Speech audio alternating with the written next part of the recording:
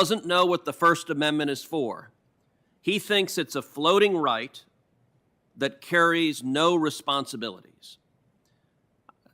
That seems to suggest that you want big tech to censor more speech rather than less speech.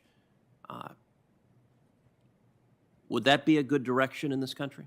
What you just watched is exactly why confirmation hearings matter. This wasn't just another political exchange.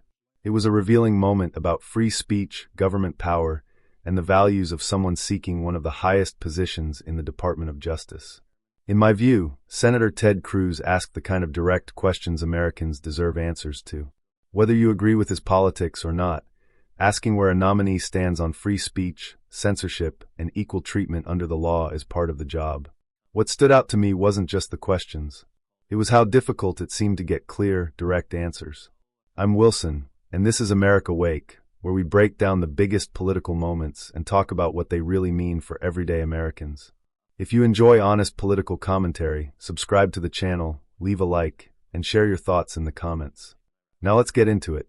Ms. Gupta, you've given me an idea that we need to give all witnesses fair warning of Senator Booker's last question. Yes. Be prepared. That would be fair. I'd appreciate that. Senator Cruz, 5 minutes. Thank you, Mr. Chairman. You know, I will say the exchange between my friend, Senator Booker, and Ms. Gupta made me sad about what's being told to young people, because we heard an extended conversation about what's called implicit racial bias and how apparently everyone is guilty of this. We heard a discussion about how African-American police officers are apparently afflicted with implicit racial bias. Ms. Gupta at one point said to Senator Booker, and it was such an astonishing statement, I wrote it down word for word. She said to Senator Booker, "You and I and everyone else share implicit racial bias." And I think this is a falsehood that is being sold to young people that diminishes the evil that is racism. It diminishes the bigotry that we find in Nazis and the Klan. Ms. Gupta talked about her father coming as an immigrant. My dad came as an immigrant from Cuba as well, with $100 in his underwear. Bigotry and racism are real. And when the left tells America everyone in America is racist, that does real damage to the important fight to combat bigotry that we have seen from the dawn of this country and indeed from the dawn of time. When you see every American as harboring implicit racial bias,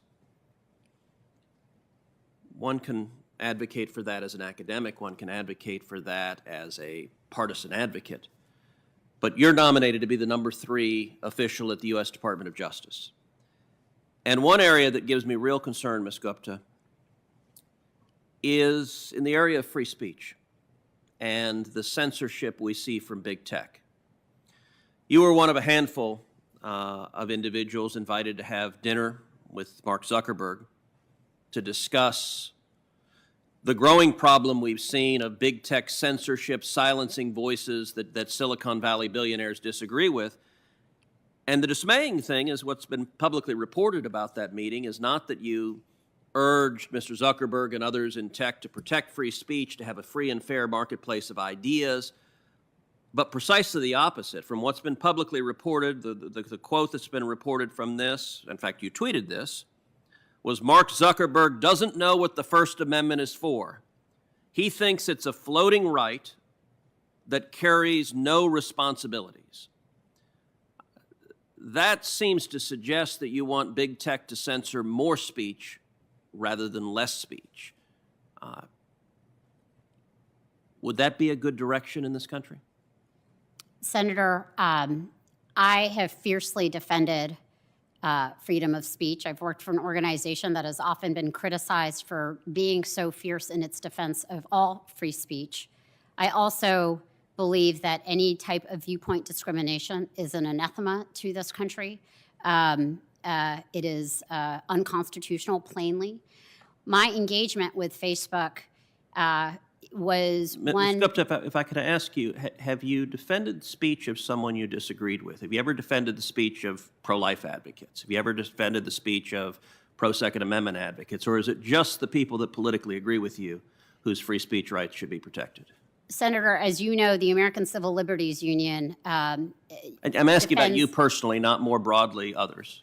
I haven't been a free speech lawyer myself. I have advocated headed the Civil Rights alongside Division. free speech at the ACLU and at the Civil Rights Division. Yes. So can you point to any instance of your defending the free speech rights of someone you disagreed with? I'm sure that I did. The Civil Rights Division doesn't have a federal statute on this. I would welcome, actually, Senator, so that I don't misspeak, an opportunity to respond in writing. I would welcome a response in writing. Let me just ask a simple question. Should big tech be censoring more or censoring less? I think we want to ensure that we have free speech and a free internet while understanding the responsibility that social media has in propagating and radicalizing terrorists online. Okay, let me try again. Is big tech engaged in too much censorship or too little censorship? I'm not sure. I know which side of the ledger you're talking about. They have community standards that they are not enforcing at many of these companies that are creating a lot of problems around issues in our democracy. For a long time, Facebook was allowing unlawful ad targeting in housing ads and using Section I guess I'm 230 as a concerned shield. if you're saying that you want them enforcing community standards when you began this exchange with Senator Booker by saying everyone in America has implicit racial bias, and you now want big tech, Silicon Valley billionaires with monopolies to enforce standards that just happen to coincide with the political views you have. Here's another area. You've called the Keystone Pipeline dirty and dangerous. Senator, Do you agree that pipelines continue to be the safest mode of transport to transport our oil and gas natural resources? Senator, I don't recall that specific language, but obviously, if I am confirmed, I will oversee the Environmental and Natural Resources Division, Right. and don't want to make prejudgments about factual issues related to that. Again, I will be enforcing federal law per the facts and the law of any particular pipeline or anything else. Senator Klobuchar. Thank you very much, Mr. Chairman. I think we're coming to a close. After watching that hearing, I think Senator Ted Cruz did exactly what a senator is supposed to do. A confirmation hearing isn't about making a nominee comfortable. It's about testing that person's judgment, principles, and readiness to hold a powerful office. The first issue that stood out was the discussion about implicit bias. Senator Ted Cruz made an important point. There is a difference between recognizing that racism exists and saying everyone carries the same racial bias. Those are not the same thing. To me, Senator Ted Cruz was arguing that if everyone is labeled as biased, the meaning of racism starts to lose its weight. Real acts of hatred deserve to be recognized for what they are. Blurring that line doesn't help the fight against genuine discrimination. The conversation then shifted to free speech, and I thought this was the strongest part of the exchange. Senator Ted Cruz asked simple, straightforward questions. Does big tech censor too much or too little? Can you point to examples where you've defended the speech of people you disagree with? Those are fair questions.